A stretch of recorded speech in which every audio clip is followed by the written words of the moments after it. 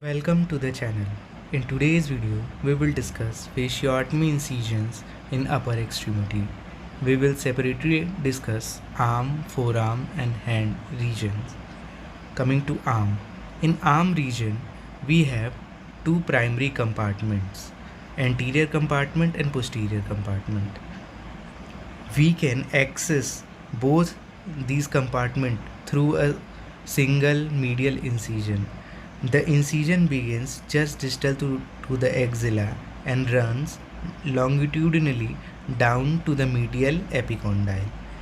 Here we have to protect the basilic vein and the medial cubital cutaneous nerve of the forearm. We have to protect basilic vein and medial cutaneous nerve of the forearm.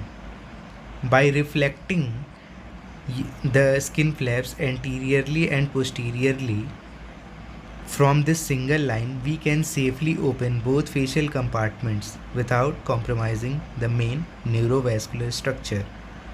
Coming to the forearm. Forearm is the most common site of upper limb compartment syndrome, housing the deep and superficial flexures. We cannot make a straight linear cut across the antecubital fossa or the wrist crease. It will cause severe hypertrophic scar contracture and decreased joint mobility. We use a curvilinear or lazy S incision as shown here. Start proximally to the elbow crease, just medial to the biceps tendon insertion. We go across the antecubital fossa obliquely and then curve down towards the ulnar side of the forearm mid-shaft. As we near the wrist, gently we go back towards the midline, crossing the wrist crease on the ulnar side of the palmaris longan tendon to safely decompress the carpal tunnel.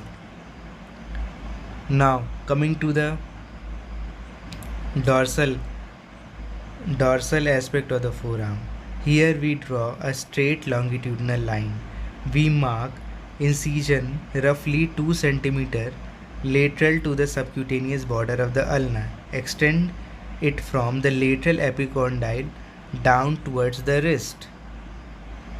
This gives us immediate direct access to release both the extensor compartment and the mobile VAD muscles, the brachioradialis and the radial extensors. So this will be the mobile VAD compartment of the muscles, brachioradialis and extensor carpi radialis longus, extensor carpi radialis brevis, and these will be the other muscles of extensor compartment. Both can be released through this single incision. Now coming to the hand.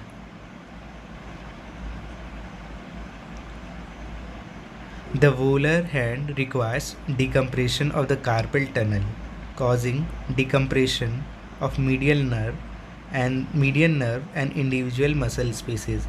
Here we can appreciate the carpal tunnel. We have to make sure to stay on the ulnar side to completely avoid the recurrent motor branch of median nerve injury. Similarly, we can palpate the pisiform bone and hamate bone, and we can release the PCO-hamate arcade, releasing the ulnar nerve which is passing from the Guyon's canal. If the individual thenar and hypothenar muscles are also in high pressure, we can give longitudinal incision at the junction of the dorsal skin and the glabrous skin. This incision will relieve the pressure in the hypothenar and thenar muscles. Finally, coming to the dorsal aspect of the hand. This area holds 4 dorsal introitial muscles, 3 palmar introitial and a deep adductor pollicis compartment. To decompress these spaces safely, we mark 2 separate longitudinal incisions, one over the second metacarpal bone and the one over the fourth metacarpal bone and spaces. By entering through these two lines and dissecting down along either side of the bone shaft, we can easily access and decompress all the interosseous spaces while leaving a healthy skin breach in between the incisions to prevent tissue necrosis. Coming to the fingers. Fingers contain a volar fibrous septa, digital nerves and arteries laterally, and flexor tendons seats. These are not a compartment but may require a separate decompression. The preferred approach is mid-axial incision, one incision along the radial side and other on the ulnar side, which effectively decompresses the fingers.